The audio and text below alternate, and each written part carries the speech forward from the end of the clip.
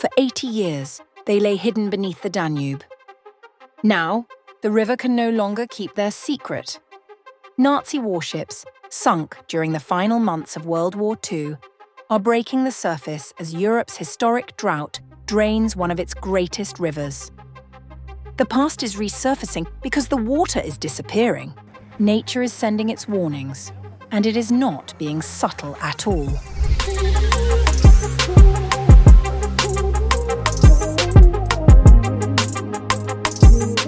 Decades underwater, dozens of Nazi warships are breaking the surface of the Danube, dragged into daylight by a drought so severe it is reshaping Europe's second-longest river. Near the Serbian port of Prahovo, rusted hulls and a broken mast, once flying the swastika, now sit exposed on the riverbed where the water used to run deep. The wrecks belong to Nazi Germany's Black Sea Fleet, deliberately sunk by retreating German forces in September 1944 as Soviet troops advanced through the Balkans. Historians estimate up to 200 warships were scuttled in the Danube Gorge near Prahovo that month, in a last-ditch attempt to slow the Soviet push. The tactic bought little time. Germany surrendered 8 months later, in May 1945.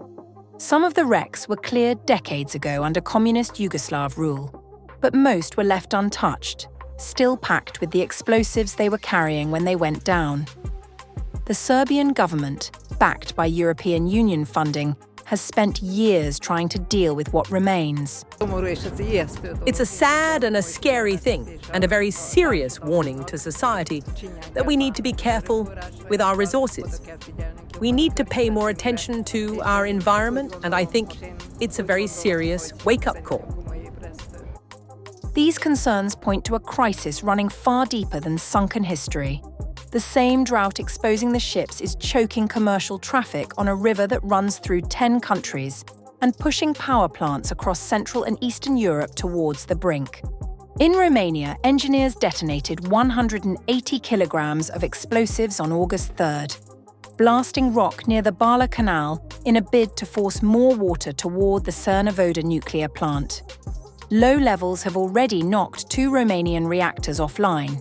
Hungary came closer still.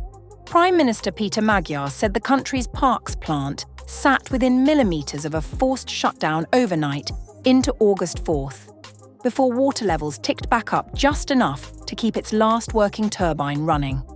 The water level of the Danube in Budapest is currently stable. We have already consulted today with the heads of the Water Management Authority, who are consulting with their Slovak and Austrian counterparts. We have consulted with the Meteorological Service, and everyone expects that a potentially significant amount of rain could fall in the Austrian catchment areas sometime around Thursday.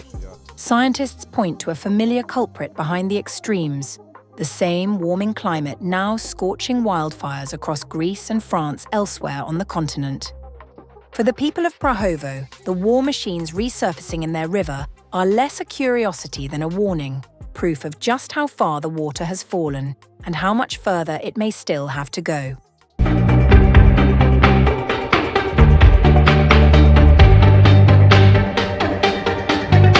Drought has pushed Romania to a drastic measure, detonating explosives in the Danube itself to keep the lights on.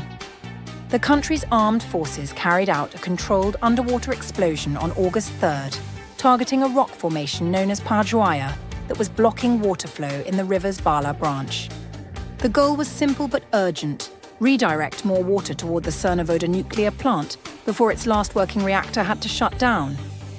The operation used 180 kilograms of explosives. It came a day after an initial attempt on August 2nd fell short, when the rock absorbed much of the blast and refused to budge. Divers later found the obstruction was bigger than expected, roughly 8 meters high and 6 meters thick. These mobilized forces will work shoulder to shoulder to achieve this submerged threshold on the Bala arm, with the hope that, by Tuesday, we will have achieved it and have the expected effect: the increase in the level on the old Danube and further to the Cernavodă nuclear power plant. By August 3rd, officials confirmed the second attempt had worked. Defense Minister Radu Miruța said divers verified that around 4 meters of the rock had been cleared, more than authorities had anticipated. Yesterday, the army tested to see how much explosive was needed, and today's action was a success. The stakes behind the operation are significant. One of the plant's 2 reactors has already been taken offline due to insufficient cooling water, and the second was at risk of following by August 6th if river levels kept falling. Trnavada supplies close to a quarter of Romania's electricity, making it central to the country's energy security. Engineers are not stopping at the blast. 4 barges loaded with roughly 500 tons of rock each are being sunk to form a temporary barrier, redirecting water away from the Bala branch and toward the channel that feeds the plant. Officials expect the barrier could raise river levels by 10 to 15 centimeters. Work due to be completed by August 5th. Time is tight. Romania's water authority says levels near the plant are dropping 2 to 3 centimeters a day, leaving only 4 to 5 days of safe operation at current rates.